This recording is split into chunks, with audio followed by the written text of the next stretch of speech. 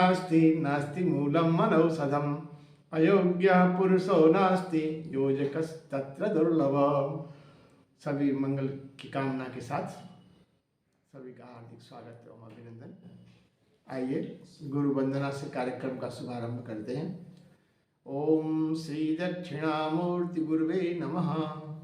ओम शांतं त्रिनेत्रं विदुकांति शुभ्रं संविभ्रतं दोष्कशुभैः चतुर्भिः मुक्ताक्षमालां कलशं सुधाया श्रीज्ञानमुद्रामपि पुस्तकं च दिव्यांबरं चन्दनगन्धलेपैः समुज्ज्वलाङ्गं मणिरत्नकैः च वीरासनस्थं च शशाङ्कचूडं श्रीदक्षिणामूर्तिगुरुं स्मरामि। होत्र गृहविश्यहोत्री होमादि सर्वाकृतिभासमानं यद्ब्रह्म तद्बोधवितारणीभ्यां नमो नमः श्री गुरुपादुकाभ्याम। अनोखी अद्भुत नदी की कड़ी में आप सभी का हार्दिक स्वागत एवं अभिनंदन। आइए आज की कड़ी में हम बढ़ते हैं भूपुर चक्र के पार्श्व में स्थित जो महत्वपूर्ण निधि के रूप में देवी अपना स्वरूप बना के बैठी हैं। आइए उस स्वरूप का वर्णन देखते हैं। श्री पद्मालंकित दिव्य देहौ स्मेराननाब्जौ वरदाभयाढ्यौ श्री पार्श्व संस्थौ ललितौ प्रसन्नौ तौ शंख पद्मनिधि स्मरामि। मैं उन शंखनिधि तथा पद्मनिधि का स्मरण करता हूँ जिनके पद्ममाला से चिन्हित दिव्य शरीर है, विकसित मुख कमल है, हाथों में वर मुद्रा तथा अभय मुद्रा सुशोभित है, जो भूपुर के दोनों पार्श्व में स्थित हैं, सुंदर तथा प्रसन्न स्वरूप है। दोस्तों, ये देवी का जो भूपुर चक्र के पार्श्व में स्थित है उनका स्वरूप है। आइए आगे बढ़ते हैं और पश्चिम द्वार में जो द्वार नायिका के रूप में कुब्जकेशी बैठी हुई हैं, आइए उनकी स्तुति करते हैं। देवीं खंडेन्दुचूड़ां मदमुदित मुखाम्बरवराकेशभारां उद्बालार्कभासां कुचभरनमितां सर्वभूषाभिरामां सिंहस्कन्धादिरूढां अभयवरकरामेकवक्त्रां त्रिनेत्रां श्रीद्वारेशीं प्रतीच्यां कुलजननमितां कुब्जकेशीं नमामि।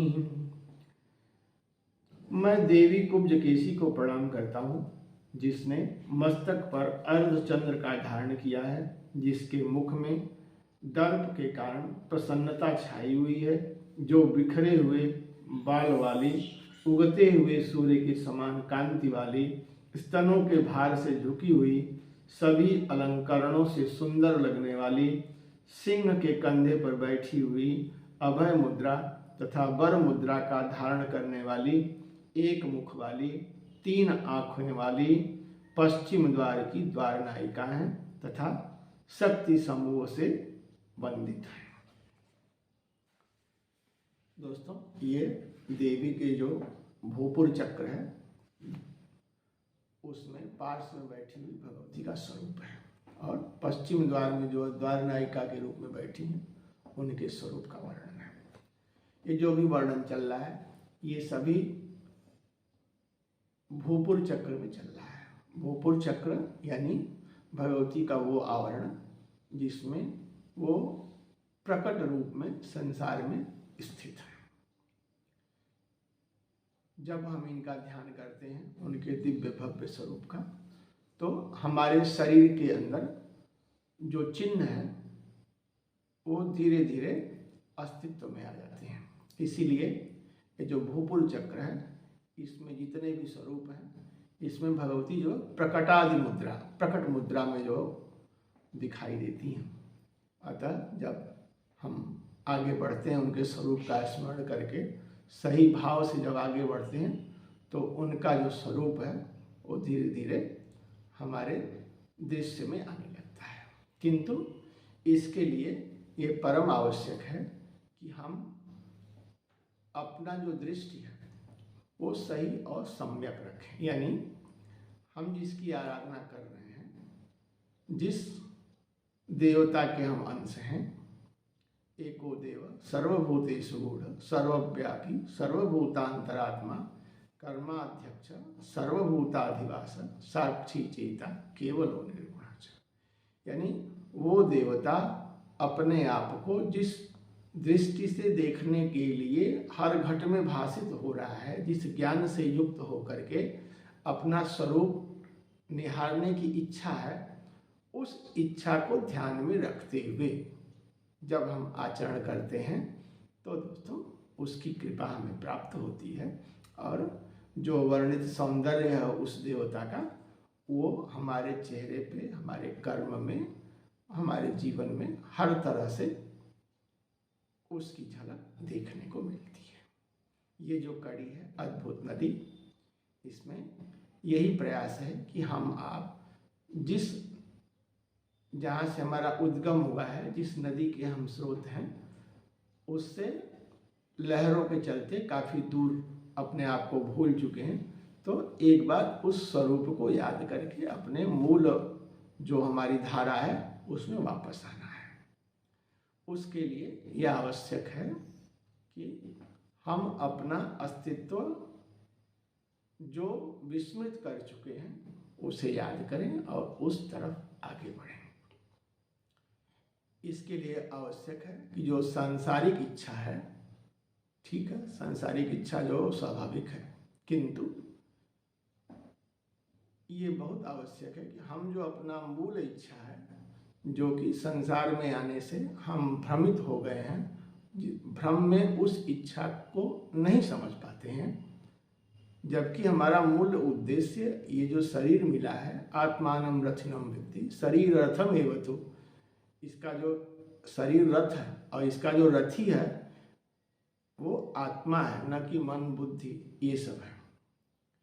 लगाम लगाने के लिए मन है, किंतु जब हम अपने आप को रथी समझ लेते हैं और हम ये चाहते हैं कि मन जो है वो हमारे हिसाब से कार्य करे दोस्तों, तो यहीं पे हम आप गलत हो जाते हैं और हर व्याख्या फिर हम जो भी करते हैं सब भ्रम में करते हैं, उससे हट करके अपना अलग अस्तित्व यानी द्वैत में पड़ जाते हैं और यही हमारे लिए धीरे धीरे एक उलझन उत्पन्न करता है हमारे जीवन में। तो इस उलझन से बचने का एक ही रास्ता है कि हम उस सत्य के पथ पर अग्रसर हों जिसके हम पथिक हैं, और जो भी तमाम चीज़ें हैं जो हमें उस पथ से अलग करती हैं उससे हम समझने का प्रयास करें। ये जो नदी की कड़ी है, अद्भुत अनोखी नदी, ये एक पहल है।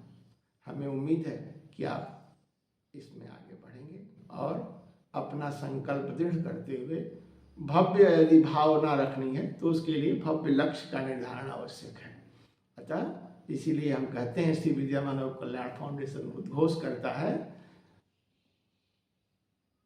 अमंत्रम अक्षरम नास्ति नास्ति मूलम मनौषधम अयोग्य पुरुषो नास्ति योजकस्तत्र दुर्लभ। तो आपकी जो भावना है उसमें पवित्रता का वास हो जाता है। आप हर व्यक्ति के अंदर उसके गुणों की निखार कैसे हो, वो कैसे आगे बढ़े, इस दिशा में सोचते हैं। यानी जो मैं की प्रवृत्ति है वो अलग हो जाती है और हम में आप आगे बढ़ते हैं। यही से आपका विकास का क्रम शुरू होता है और फिर आप उस निर्मल सच्चित आनंद जो आपका मूल स्वरूप है उसमें स्थित होकर आप जीवन में आगे बढ़ते हैं, प्रगति करते हैं और सुख आनंद ये आपके सहचर बन जाते हैं। ऐसे क्या है कि मन में क्षणिक आनंद मिलता है इच्छा पूर्ति से, फिर वो नष्ट हो जाता है, किंतु जब आप सत्य जो इच्छा है जब उससे भाषित होना शुरू कर देते हैं तो ये सब से आपको मुक्ति मिल जाती है और आपका जीवन जो है वो तेजोमय हो उठता है। तो दोस्तों इसी के साथ आज हम आपसे विदा लेते हैं। नमस्कार।